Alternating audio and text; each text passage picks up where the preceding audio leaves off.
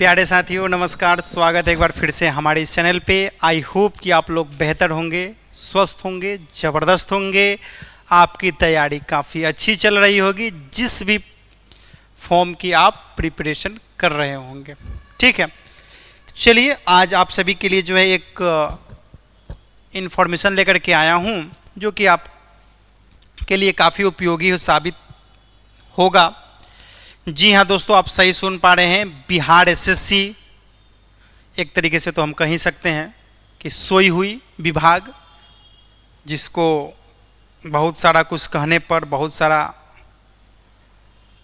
अन्य विभागों की तरफ से जो है अन्य प्रदर्शन जो बच्चों लोगों ने किया, कैंडिडेट ने किया, उसका असर कुछ पड़ा है, जिसको लेकर के वो जाग चुकी है 15 साल बाद। ठीक है, ये मैं बात 15 साल इसलिए कह रहा हूँ क्योंकि ये जो वैकेंसी आई है बिल्कुल एक लंबे समय के बाद आई है, 15 साल बाद वैकेंसी आई है। ठीक है, बिहार एसएससी परिचारी और परिचारी विशिष्ट पदों के लिए जो है एडवर्टीजमेंट निकाला गया है, जो कि फ्रेश एडवर्टीजमेंट है। इसमें सभी कैंडिडेट एलिजिबल होंगे, अप्लाई कर सकते हैं। लेकिन अप्लाई करते वक्त किन बातों का ध्यान रखना है, कैसे अप्लाई करेंगे, उसके लिए क्या कुछ तैयारी करनी होगी, अप्लाई करते वक्त किन बातों का ध्यान रखना है ताकि जो है आगे चल करके मिस्टेक ना हो। क्योंकि बिहार एसएससी का फॉर्म जो है एक बार अगर रजिस्टर आप कर दिया तो जल्दी जो है चेंज नहीं होता है ना। बहुत बच्चे को जो है समस्या का सामना करना पड़ता है। तो हम उसी उद्देश्य से जो है इस वीडियो को जो है हम कैप्चर करेंगे और आप सभी के बीच जो है हर वो इन्फॉर्मेशंस एक सिंगल सेपरेट वीडियो में देने का प्रयास करेंगे जो आप सभी के लिए काफ़ी उपयोगी होगा। तो आप लोग वीडियो में बने रहिएगा और चलिए हम चलते हैं एडवर्टीजमेंट की तरफ। तो ये रहा आपके सामने में एडवर्टीजमेंट। एडवर्टीजमेंट में देखिए आपको 4 अगस्त को जो है विज्ञापन जारी किया गया है। ठीक है, इस विज्ञापन में कहा गया है पोस्ट क्या है, office attendant special combined competitive examinations. और ये रहा एडवर्टीजमेंट का डिटेल। ठीक है, सबसे पहले हम लोग इस डिटेल्स को समझने से पहले एक बात को समझेंगे। इसमें सभी कैंडिडेट एलिजिबल होंगे। वो पहले भी एक वैकेंसी आया था जो कि बिहार एसएससी परिचारी एवं परिचारी विशिष्ट पदों के लिए ही था, लेकिन उसमें वही कैंडिडेट अप्लाई कर सकते थे जिन्होंने 2008-2010 में अप्लाई किया हुआ था, है ना। उन्हीं का जो है एग्जामिनेशंस कुछ मामला कोर्ट में चल रहा था, वो कोर्ट ने निर्णय दिया एग्जाम कंडक्ट कराने के लिए। क्यों पेंडिंग है, तो आनन फानन में जो है बिहार एसएससी ने एडमिट कार्ड जारी किया और डेटा कलेक्ट करके सभी कैंडिडेट का एग्जामिनेशन बापू परीक्षा परिसर में कंडक्ट कराया। और आप सभी ने एग्जामिनेशंस दिया होगा, जिन भी कैंडिडेट ने दिया होगा उनका सिलेक्शन भी हुआ और कुछ का सिलेक्शन, कुछ जिलों का रिजल्ट आना अभी भी बाकी है। ठीक है, उससे रिलेटेड कोई इन्फॉर्मेशन आएगी तो मैं ज़रूर शेयर करूंगा, है ना। फिलहाल जो है ये एडवर्टीजमेंट फ्रेश एडवर्टीजमेंट है। इस एडवर्टीजमेंट में जो भी नवयुवक, जो भी कैंडिडेट होंगे जिनकी एज 18+ है, 18th कंप्लीट हो चुका है और 10th पास हैं, वो एलिजिबल हैं इस फॉर्म को अप्लाई करने के लिए। ठीक है, तो चलिए आइए देख लेते हैं। ये रहा आपका एडवर्टीजमेंट। इस एडवर्टीजमेंट में देखिए ऑनलाइन अप्लाई कब से शुरू होगा, 25 अगस्त 2025 से, और अंतिम तिथि आपका 26 सितंबर 2025 रहेगा। और पे लेवल आपको 1 दिए जाएंगे और जिसके लिए न्यूनतम शैक्षणिक योग्यता महज मैट्रिक पास मांगा गया है। ठीक है, ये देखिए विभाग, जिस विभाग में जो है जैसे कार्यालय परिचारी पद का नाम है, निदेशालय नियोजन एवं प्रशिक्षण विभाग में 104 सीट अनारक्षित है, जिसमें से 36 सीट महिलाओं के लिए, अनारक्षित में 36% आरक्षण है ना। उसके बाद देखिए अनुसूचित जाति का 21, मान अलग अलग जो है कैटेगरी वाइज जो है इस विभाग का जो है अलग अलग विभाग का जो है अलग अलग सीटें जो है कैटेगराइज किया हुआ है। ठीक है, इस तरीके से हम कह सकते हैं कि निदेशालय विभाग में 203 सीट है और जिसमें से जो है 67 सीट जो है 36 आरक्षण में है और 4 सीट जो है स्वतंत्रता सेनानी के लिए यहाँ पे रखा गया है। फिलहाल अलग अलग जो भी विभाग है, जिसमें से लगभग 50+ विभाग है ना, तो सभी नंबर की संख्या भी दिया हुआ है और कुल मिलाकर के बात कही जाए तो आपको जो है एडवर्टीजमेंट की संख्या आपको 3000 से ऊपर है। मैं बता देना चाहूँगा, देखिए यहाँ पे 3,727, ठीक है, जिसमें से 1,216 महिलाओं के लिए 36 आरक्षण के रूप में है और 78 जो है उनके लिए है जो क्या है, जो आपका कैंडिडेट स्वतंत्रता सेनानी के हैं। ठीक है, आइए चलिए आगे डिस्कस कर लेते हैं।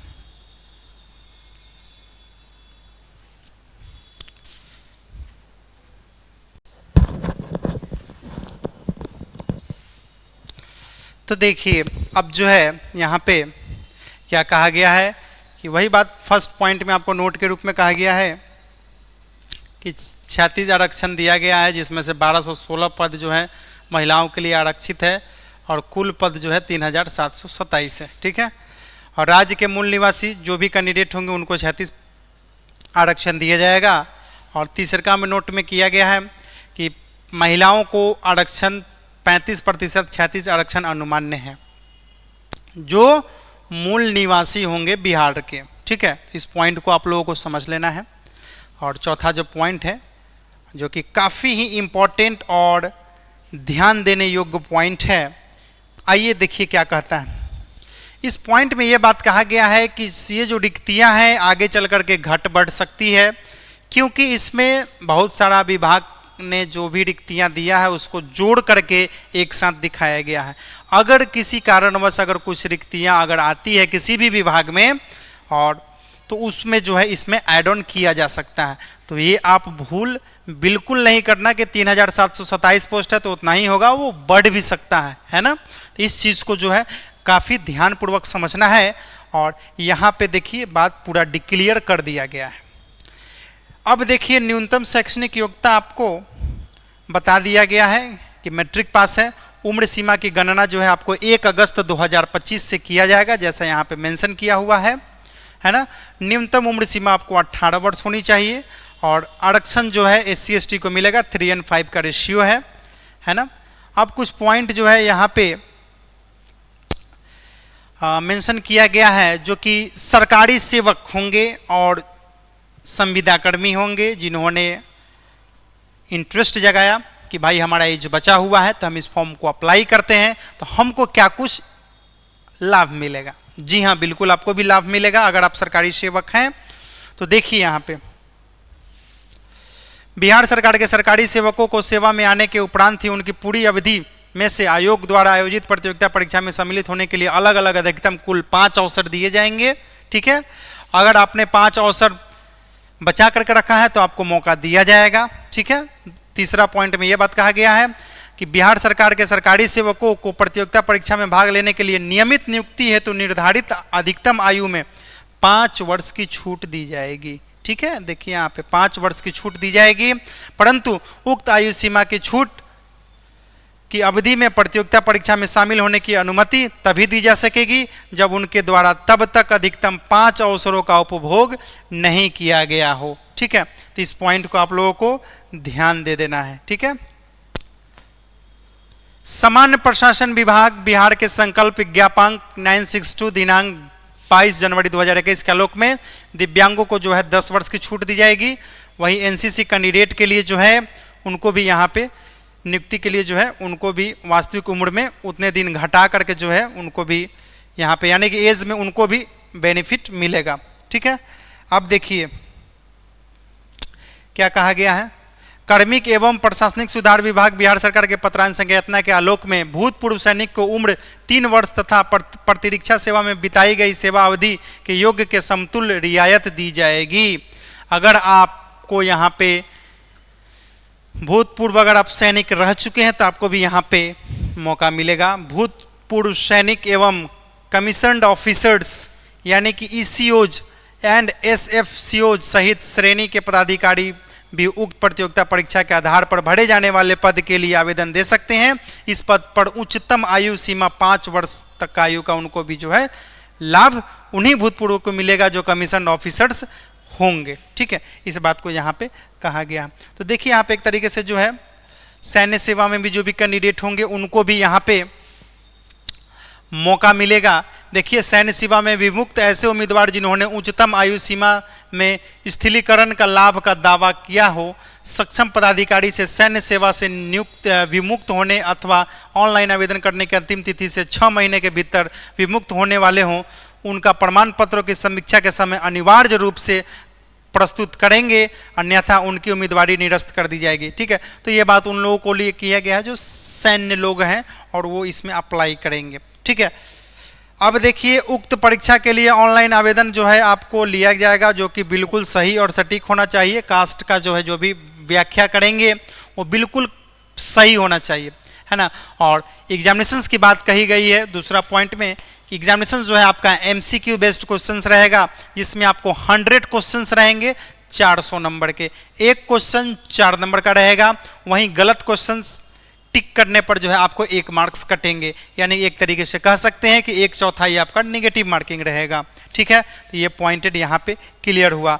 अब देखिए आपको किन किन विषयों से सवाल पूछे जाएंगे, जिनमें आपका विषय रहेगा सामान्य अंक गणित यानी कि जनरल मैथमेटिक्स, उसके बाद रहेगा जनरल नॉलेज, उसके बाद रहेगा हिंदी। ठीक है, और सभी एमसीक्यू बेस्ड क्वेश्चंस होंगे। अब देखिए यहाँ पे टॉपिक का भी यहाँ पे क्लियर कर दिया गया, जिसमें मैथ से देखिए आपका एलसीएम, एचसीएफ, वास्तविक संख्या, परिमेय संख्या, अपरिमेय संख्या, पूर्णांक, वर्गमूल, घनमूल, प्रतिशत, लाभ हानि, बट्टा, बिक्री, कर, साधारण ब्याज, ये सब जो है टॉपिक है, जिससे जो है आपको 30 नंबर का क्वेश्चंस पूछे जाएंगे। वहीं सामान्य ज्ञान से आपको 40 नंबर यानी जनरल नॉलेज, जिसमें देखिए पूरे जो है वन से रिलेटेड, वन जीव संसाधन, जल संसाधन, कृषि एवं फसलें, खनिज एवं ऊर्जा संसाधन, है ना, अर्थव्यवस्था, राष्ट्रीय अर्थव्यवस्था, मानचित्र अध्ययन से आपके सवाल रहेंगे। अलग अलग यहाँ पे टॉपिक दिया हुआ है, इस टॉपिक का आप लोग जो है स्क्रीनशॉट भी ले सकते हैं। ठीक है, आप स्क्रीनशॉट यहाँ से ले सकते हैं। ठीक है, अगर आप मोबाइल में देख रहे हैं तो स्क्रीनशॉट ले लें, ताकि आपको ये काफ़ी हेल्पफुल रहेगा कौन कौन टॉपिक रहेंगे जो कि क्वेश्चंस उससे पूछे जाएंगे। अब देखिए सामान्य हिंदी में आपका संज्ञा, सर्वनाम, लिंग विशेषण, प्रविशेषण, पर्यायवाची शब्द, कारक, मुहावरा, ये सब चीज़ें रहा। अब देखिए क्वालिफाइंग मार्क्स जो है आपको कितने पढ़ेंगे। अनारक्षित वर्ग के लिए 40% मार्क्स लाने होंगे, वहीं पिछड़ा वर्ग के लिए जो है 36.5% और अनारक्षित जो भी आपको होंगे अति पिछड़ा वर्ग उनके लिए 34 नंबर, उसके बाद SC ST के लिए 32% जो है आपको नंबर लाने होंगे। ठीक है, तो प्रतिशत की बात यहाँ पे कही गई है। वहीं अगर बात कही जाए फॉर्म का जो शुल्क रहेगा, तो देखिए यहाँ पे बिहार से बाहर के कैंडिडेट, चाहे वो महिला हो चाहे वो पुरुष हो, और बिहार के अंदर के जो अनरिजर्व कैटेगरी में, OBC कैटेगरी में पुरुष आते हैं, उनको जो है 540 रुपये पे करने होंगे एग्जामिनेशन शुल्क के रूप में। बाद बाकी सभी कैंडिडेट को 135 रुपये देने होंगे, जिसमें महिलाएं वगैरह और SC ST कैटेगरी के कैंडिडेट शामिल हैं।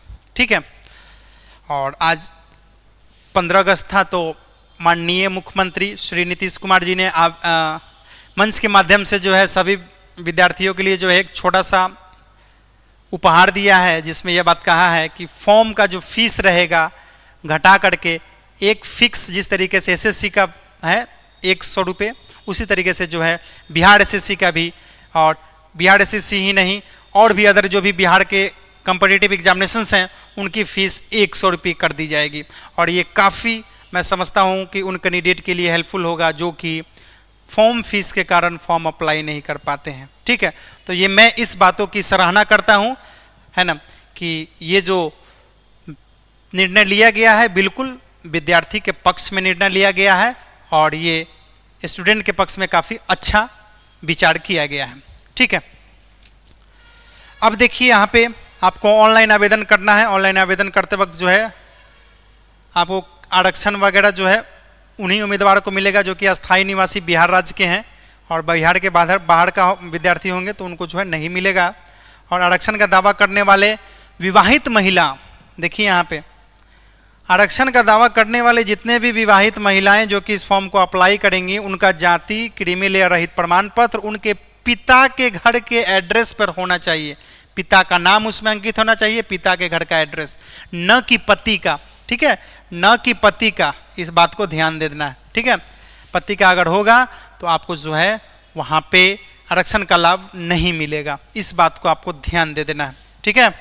चलिए, आरक्षण कोटि के उम्मीदवार अपनी जाति के अनुरूप संतुष्ट होने के पश्चात ही आरक्षण कोटि का अंकन ऑनलाइन आवेदन से संबंधित कॉलम में करेंगे। देखिए, बार बार इस बात को कह रहा है, इससे यह साबित होता है कि आप फॉर्म भरते वक्त नेम, जेंडर, कास्ट, है ना, आरक्षण जो भी सर्टिफिकेट लगाएंगे उस सब चीज़ों को बढ़िया से अवलोकन करके ही डालिएगा, बाद में कोई चेंज नहीं होगा।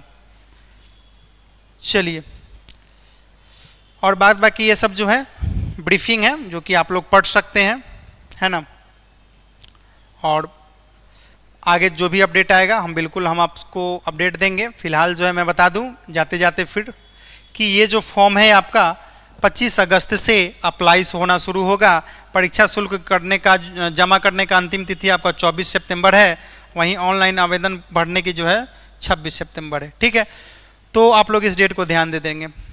आई होप कि आपको ये वीडियो पसंद आया होगा। वीडियो पसंद आया है तो हमारे वीडियो को लाइक करें, और मैं ऐसा करता हूं कि आपको इस वीडियो के माध्यम से आपको अब समझ में आ गया होगा कि बिहार एसएससी परिचारी और परिचारी विशिष्ट पदों के लिए किन किन डॉक्यूमेंट का ध्यान रखना है, कैसे फॉर्म अप्लाई करना है, कैसे जाति आवासीय आपका जो है कहाँ से कैसे अप्लाई करना है, महिलाएं कैसे अप्लाई करेंगे, है ना, किन किन बातों का, और कुछ जो इम्पोर्टेंट टॉपिक था, और जो भी संविदा कर्मी हैं उनको कहाँ से वरीयता मिलेगी एज में, उन सभी बातों को जो है स्पष्ट किया मैंने इस वीडियो के माध्यम से।